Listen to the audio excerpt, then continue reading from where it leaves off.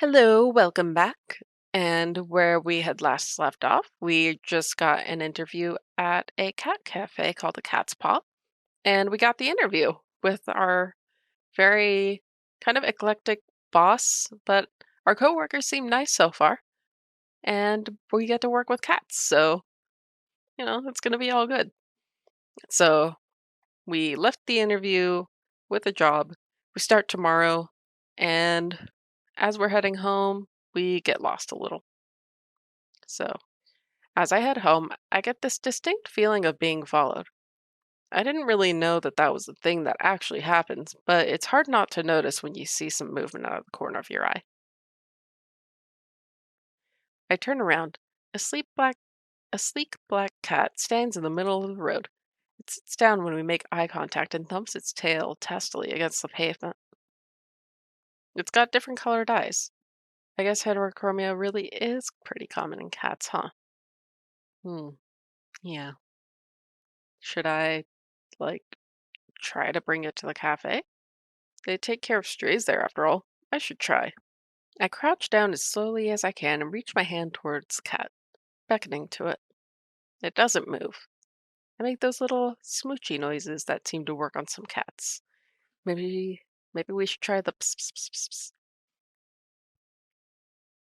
This one doesn't seem very terribly impressed. It pins its ears back and it looks away, still for a moment before standing up and sinking back into an alley. I guess I should just leave this to the professionals.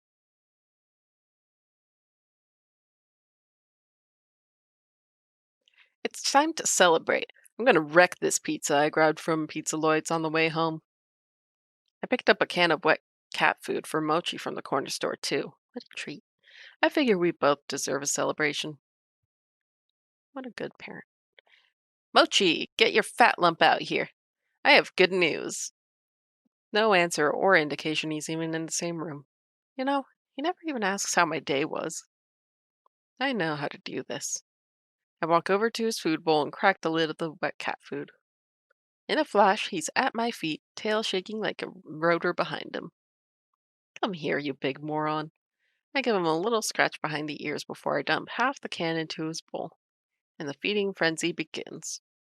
He acts like I never feed him. Whatever, I'm about to go do the same to this pizza. After a quick jaunt to free myself from the shackles of non pajama clothing, I flop back down on the couch, dinner in hand, laptop in my face. Oh, it looks like there's a new Jelly Donut video. It's a video of her sleeping in a donut box. I love that dumb internet cat. She's always doing something ridiculous. I wonder how her owner gets her to do those tricks. That flooring seems familiar. Where are these filmed? I spend the rest of the evening picking through the video archives. I can feel myself sinking into the bread dough couch cushions.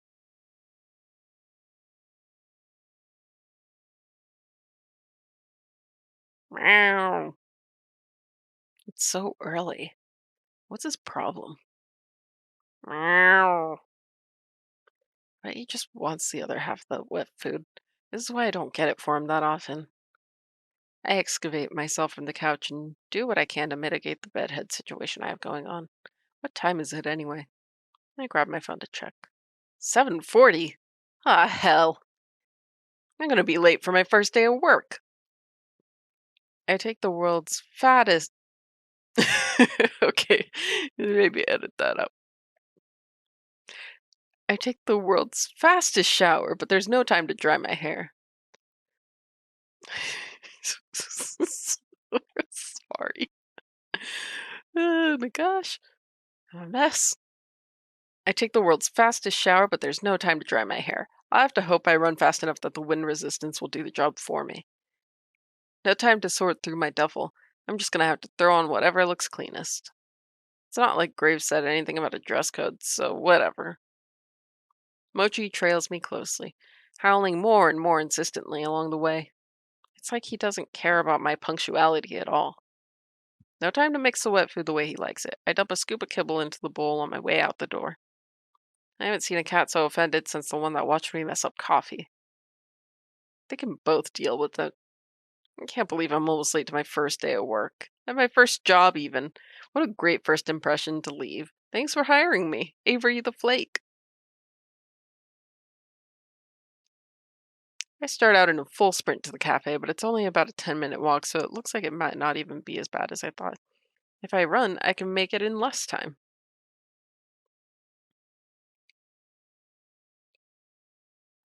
Here it is, a cat's paw. I got a good look at it when I was here yesterday, but it feels totally different when it's your workplace, you know? It's kind of nice to think about. Hey, Avery. Andrew peeks his head out from the doorframe and waves me in. I'm surprised by how many people are standing around. Graves, Landry, and Hayes are there, but so are a few others I haven't seen. I only see a few cats right now, but they seem utterly disinterested in everything we're doing. They're all piled in a sleep cluster by the window. I feel a little embarrassed that I'm so disheveled, but I'd rather be on time with wet hair than late looking perfect. Good. You decided to challenge the morning sun after all. Now that the star is here, we can start this show. Still as weird as yesterday, I see. Caught another sucker, boss. I think I'm gonna give him more of an accent just to try to distinguish him from everyone else. That's esteemed coworker to you, Reese.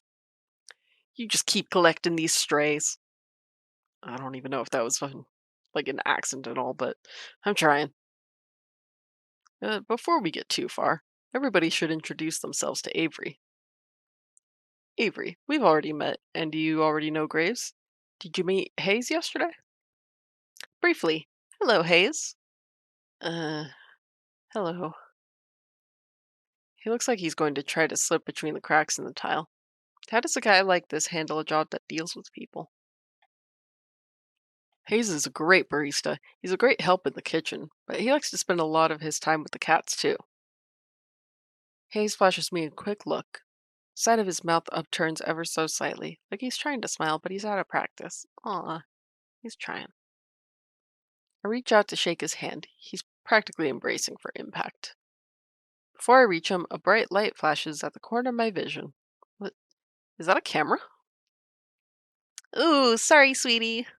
I thought I turned the flash off. I whip my head to the other side of the lineup. The girl on the end is aiming her phone directly at me. Sorry, don't mind me. I love her leggings, her tights. They're so cute.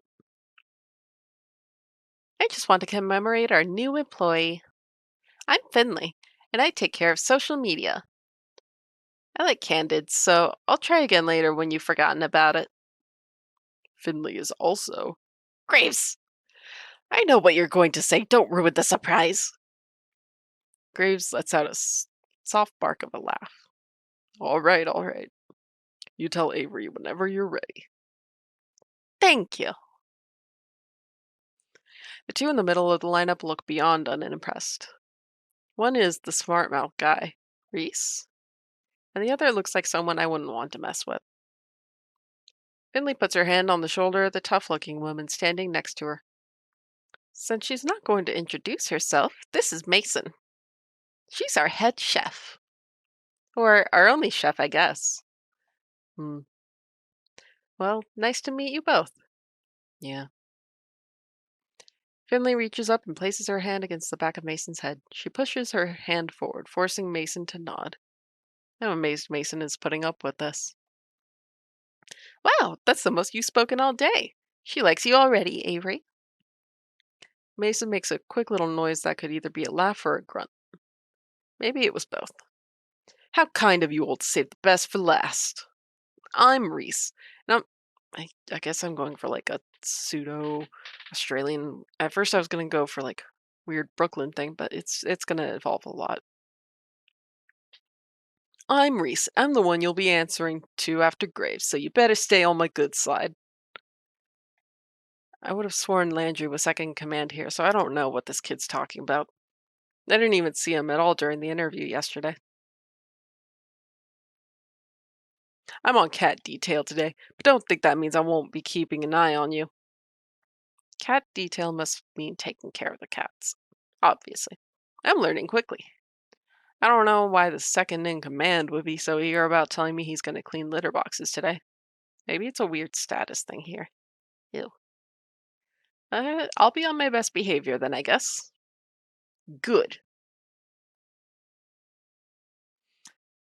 Okay, that should be everybody then. Avery, you'll be training with me today. I hope that's okay. That's fine with me. It looks like I'm no longer needed. I have other work to do. You know where to find me. Graves slinks to the back of the cafe. I think I can hear footsteps on creaky stairs. Mason and Hayes disappear after him. Avery, did you have breakfast? We're going to have something to eat before work if you'd like to join us. It's tradition. That sounds great. I fed my cat, but I forgot to feed myself. Reese had already seated himself at the long booth seating along the wall. He scoots two of the tables together, and Landry pulls over another chair.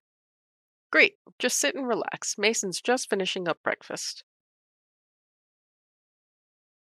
I move to take a seat, but Finley blocks my path. Avery, before you sit down, I have a question for you. Sure, what's up? Okay, is that... Her voice drops almost conspiratorially. She leans in to whisper. That's an Akia shirt, isn't it? He's my favorite too. What? Akia? From Blast Zone? From what? Look, you don't have to play dumb. I get it. No, I really have no idea what that is. Is that like a show? Is this shirt from something? Oh, no. Never mind. Don't worry about it. Let's go. Got my interest. But now you've got my interest. What is Blast Zone? I don't know if it would be your type of game after all. Oh, it's a game. I like games. Train me. Well, it's a story about men's passions clashing in a life or death struggle. Sounds dangerous. Oh, it is. But it's also romantic. Romantic? Like love blooming on the battlefield? That type of thing? Yeah, I think you do get it. Maybe I'll lend it to you sometime, if you prove yourself worthy. I'm not really sure what that involves, but sure. Okay. She gives me a grin and a wink, then takes a seat at the table next to Reese. I noticed that somebody set the table while I was talking to Finley. Mason and Hayes should be out in a minute, Avery. Come sit down. Sure. Where should I sit, though? What if there are some unspoken rules about this sort of thing in placing? You never know with new groups. Landry answers the conundrum for me by beckoning to the seat between him and Finley. Quietly, I take the seat. Mason emerges from the back with a large tray balanced atop each hand. One tray has a giant stack of French toast. The other is some kind of egg thing. I'm not sure, but it looks amazing. Whoa. I had no idea how hungry I was until just now. She sets the trays down in front of us and then returns to the kitchen. I hope she gets back soon because I'm about to be on that egg thing like mochi on wet food. Mason returns a few moments later, cradling 6 empty coffee cups in her arms. Hayes follows in tow, carefully placing a carafe full of coffee. They set the cups and carafe on the table and take their seats. Hayes's butt barely hits the chair before the others start to dig in. I'm a little afraid that I'll lose my hand in the fray if I try to jump in now, but I'm so hungry. Landry reaches out an arm from behind a fortress of French toast slices. He lightly bats at Reese's hand as it reaches for the syrup pitcher. Save some for Avery. Geez, calm down. You're the one stealing all the food. I haven't taken any more than usual. Breakfast is important. While everybody shouts and chatters across the table, I help myself to a bit of everything. I'm not used to eating a real breakfast, especially not one that didn't come out of a microwave, so I'm gonna savor this. Wow, this is amazing. Mason, what is this egg thing? Mason's eyebrow shoots up. She looks at me like I grew another nose. Frittata. Is that like a souffle? It looks like it'd be really hard to make. Just eggs and vegetables in a pan. Still, I know I wouldn't be able to make anything like that. It's really nice to have a real breakfast. What do you usually eat, Avery? Mostly cold pizza, or toaster tarts, I guess, if I remember to get them. Mason stares like I just knocked her plate on the floor. She stares directly at me, through me, with a hard look in her eyes. You eat here now. Always. Uh, can I still have pizza sometimes? Not for breakfast. Ever. I can hear Finley and Reese snickering. Okay, but other times they're still okay, right? Mason rolls her eyes and goes back to her coffee. Reese stares up at me between taking bites of French toast. Avery, when we're done, we need to talk about dress code. Oh, Reese, don't start this again. Shh, it's an important part of new employee orientation. Landry passes a positively pained look at Reese. He glances at me, but a poke to the ribs from Finley sends him staring back at his plate. Landry, you're such a mama bird sometimes. Lighten up. Avery, look at this place.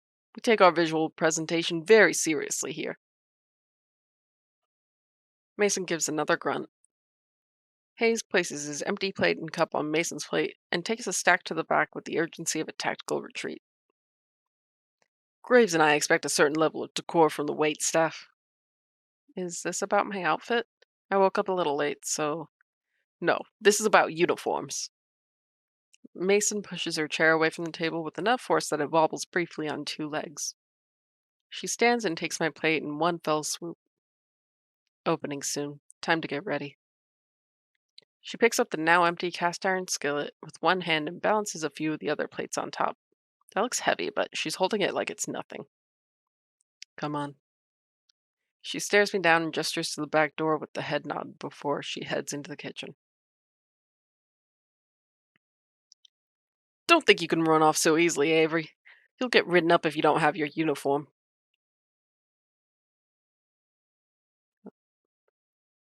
Well then, are we gonna help Mason and Hayes or ask Reese about the uniforms? I mean, I think the smart choice would be to help Mason and Hayes in the kitchen, because I don't think he's up to anything good. But I want to know what he's up to. So we're gonna ask Reese about the uniforms. He seems pretty serious about this. Maybe I shouldn't blow him off just because he looks so young. Maybe he's secretly as old as Graves or something. Uniforms? But no one else is wearing uniforms. They just haven't changed yet. Or they don't need them. Only the waitstaff wear uniforms, and you'll be waiting tables with Landry today. Yeah, but Landry doesn't have a uniform. Reese glances over his shoulder towards Landry, who's made himself busy straightening up the tables in the dining area. He doesn't appear to have heard either of us, or he's just ignoring us. That's because we don't have a uniform in his size. Yet, at least. Someday he won't have an excuse anymore. Come on, Avery. I bet you'll look cute in a uniform. I can't help feeling a bit itchy about this. Reese rummages around in a drawer by the back door and pulls out some kind of black, orange, and white lace thing. That can't be it, right? This looks like it should be your size. Now, come on. He dumps the pile of lace and fabric in my hands and then pushes me towards what I assume is the bathroom. I pause in front of the door and give Reese a baleful look. Oh, come on, at least try it. I'm gonna humor him. Alarm bells are going off in my head, but what's the harm? I'll look a little silly. Hell, I might even end up looking cute. All right, just give me a second. Good answer. He seems pleased, but I'm a little irked by that smug sense of victory he's oozing. I close the bathroom door behind me and lay out the uniform. Yikes. This is even worse than I thought. Well, it's too late to turn back now. I put the uniform on. At least I think I put it on properly. I can't tell if these bows are supposed to go in the front or the back. I catch a glimpse of myself in the mirror and then decide it's better to not make eye contact with my reflection. I crack open the door and I am met with Reese and Finley's eager faces. Finley holds up her phone. The flash doesn't go off this time. I told you I'd get a candid. You look so regal. Really, I can't believe you'd fall for such an obvious prank. Yep, you got me. Come over and take a look, Landry. Reese turns to beckon Landry, who quickly mumbles an excuse to himself and disappears upstairs. It's a pity neither of you were here when Landry wore it. He was bursting out of the thing. It looked absolutely ridiculous. I think it's cute. I'd wear that uniform. I know you would. That's why I can't trust you. Where did this even come from? Reese's lips curls in disgust. Graves. He should stick to interior design and never step into fashion again. Tried to get me to wear that, you know. I told him he could keep his Halloween fever dream. If Graves designed it, I'm surprised it doesn't have a hooded cloak or a raven or something. Don't let him hear you say that. He might make some additions. I think the less we mention this thing, the better. You're required to wear that today, by the way. Nope. Just for a little bit. Nope. Aw, I think you should. I closed the bathroom door behind me. Oh my gosh, the achievement for that was Pumpkin Patch Kid. I closed the bathroom door behind me. I can't get that uniform off fast enough. Mostly because the bow got stuck. Never felt so good to be back in my old, trusty digs. I opened the door, and Reese and Finley have already scattered. I don't know where the uniform is supposed to go, so I just leave it folded up on the bathroom sink. All right, we're going to call it here for that one, but that was fun.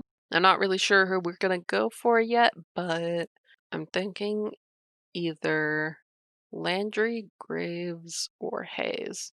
Actually, I don't think I've seen the one for Hayes, so I think we're going to go with a little soft boy, a little baby, a little soft boy baby. All right, so thank you, and I will see you in the next episode. Take care. Hello, this is Future Sarah. I just wanted to ask that you hit the like button as well as press the bell notification button. That way you can get updates on my future video uploads. All right, thank you and enjoy the rest of the end sequence.